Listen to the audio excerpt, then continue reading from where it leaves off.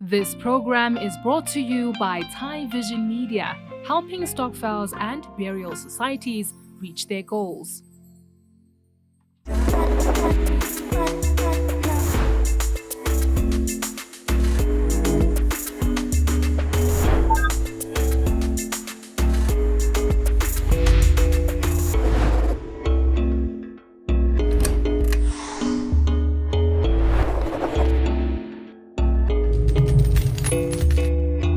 Welcome to Zaka Stokvel Insights, a platform where Stokvel and Burial Society members learn more about the world of business, and business leaders get to understand Stokvels and burial societies a whole lot more.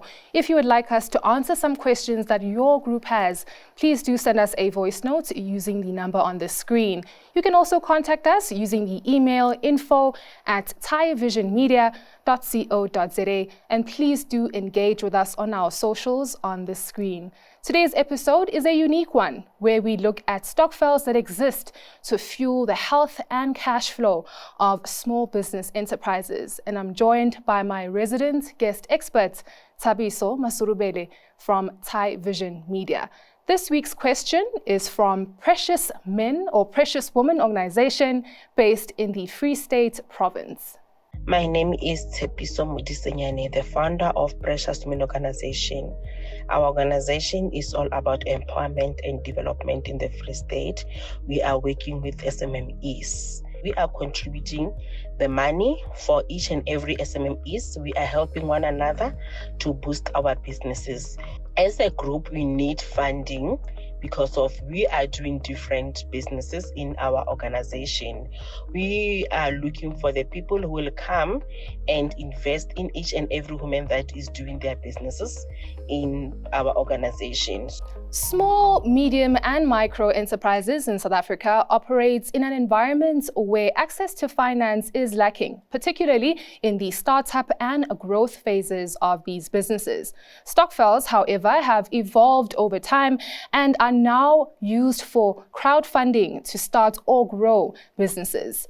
Thabiso, when looking at this specific Stokvel, it's quite interesting because I don't think I've heard of a Stokvel that exists to boost small business enterprises. So can you just share, how does business Stokvels actually work? So by and large, you've got almost two categories. There might be a few others, but mainly you get two types. So you have a Stokvel that says we want to grow and therefore we're going to invest in businesses. And so they look around for a business that they can invest in.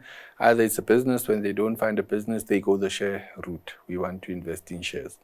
And then you have the other model, which is a bit more prevalent in parts of the Free State and in parts of Gauteng, specifically to the north of Gauteng, in Tshwane, where the individual members of the Stokvel are themselves business owners.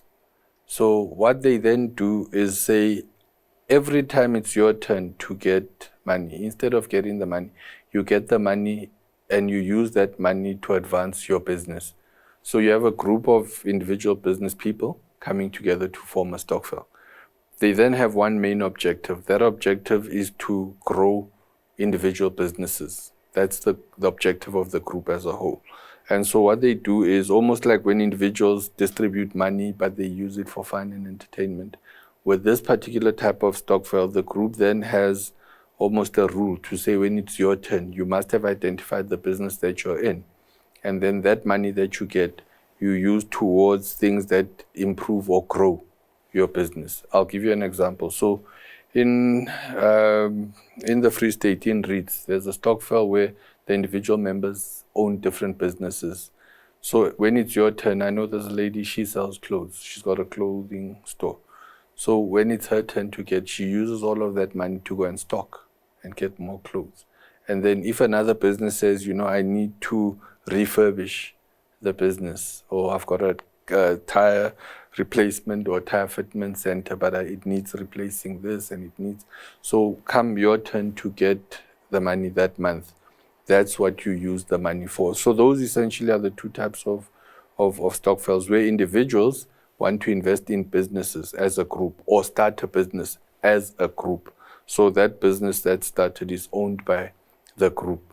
And then there are those where you've got individual members being business people and so they grow their own individual businesses. So the difference largely is that here in this case you have one business owned by the Stokvel. Here you have 10 businesses that are being assisted by the one Stokvel. So does it really matter what type of business this is? Because I think they did touch on how, there are people within the logistics industry, retail, fast food, delivery. So how does that impact the monthly premium of the Stokvel Group? I think the monthly impact is how they then make a determination on what the contribution is going to be is based largely on affordability and requirements. So they try to match affordability and requirements. And these are people who understand business. These are people who understand, the value of money within a business setting. So people will know that, as a business, I can afford to pay, 2,000 Rand, whatever it is. But with these groups, you're not seeing your average of typically 500 Rand. These are groups where you typically, the contribution is anything from 10,000 Rand to 50,000 Rand a month. I mean, I could give you examples of some of these groups. We've engaged with groups where people are buying each other taxis, vehicles to use as taxis. So you'd have the group objective being that, at the end of the year, everyone must have a minimum of 5 taxis. So when it's your turn, the amount of money that you get in cash is the same amount of money that you can buy an asset for in cash. So whether you choose to buy that vehicle or not, that's up to you, as long as you get that amount. No, they actually bind you. Because at the beginning, you have to state what your objective, what your business is. And you have to then state that I've got one taxi. I'm joining this group because I'd like to move from 1 taxi to 5 taxis. And that's why I'm joining this group. And so they hold you to that. So you have to then be very specific, and they hold each other to that. Because you can imagine that you'd start a business, and then when it's your turn, you then deviate the funds and do something else. So remember, the group objective is to grow the individual businesses and make sure that the businesses of the individual members flourish. And so they hold you to what you said you're going to use the money for. And that's one of the things that encourages the individual members to continue contributing and not to leave the group.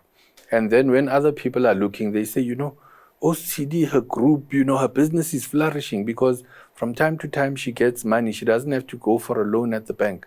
She gets money from her group, and then she's refurbishing her shop, and she's got new stock. And they're holding her accountable. And they're holding her accountable. So their group objective, as I said, is that everyone must grow their business. So they hold each other accountable to that group objective of making sure that individual businesses flourish within their group. And I think they also do it because it works for the group as well.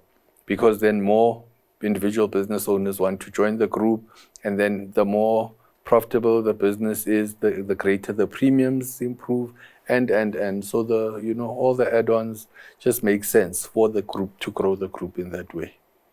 Well, please do stay with us. There's so much more for us to unpack here on Zaka Stokvel Insights.